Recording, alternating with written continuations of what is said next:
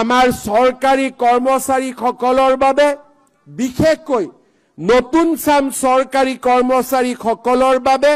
New pension স্কিমে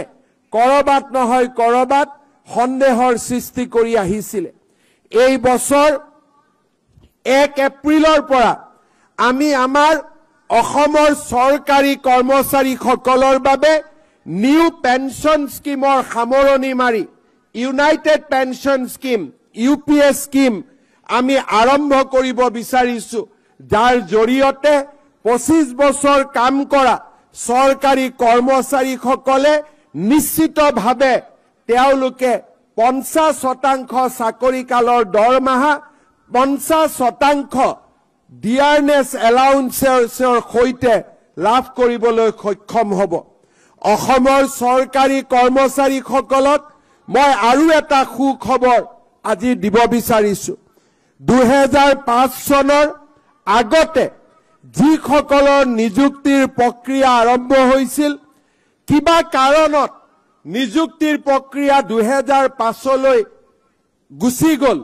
তেওঁলোকে old pension স্কিমৰ জাগাত নিউ পেনশন স্কিমৰ অন্তৰ্ভুক্ত হ'বলগীয়া হৈছিল। কাৰিকৰী অসুবিধা পিছ পেলাই মই তেনে চৰকাৰী কৰ্মচাৰীসকলকো যাৰ নিযুক্তিৰ প্ৰক্ৰিয়া 2005 চনৰ আগতে আৰম্ভ হৈছিল, তেনে চৰকাৰী কৰ্মচাৰীসকলকো ওল্ড পেনশন স্কিম বা OPSৰ ভিতৰলৈ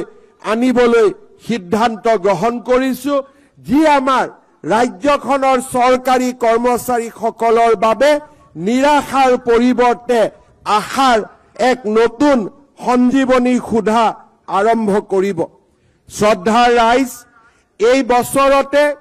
আমি 2006 চনৰ আগতে প্ৰতিষ্ঠা হোৱা যিবিলাক মহাবিদ্যালয় আৰু বিদ্যালয় প্ৰাদেশিকৰণৰ আওতাৰ পৰা বাদ পৰি গৈছিলে, তেওঁলোককো আমি প্ৰাদেশিকৰণৰ আওতাৰ ভিতৰলৈ আনিবলৈ আমি সিদ্ধান্ত গ্ৰহণ কৰিছো। শ্ৰদ্ধাৰ ৰাইজ,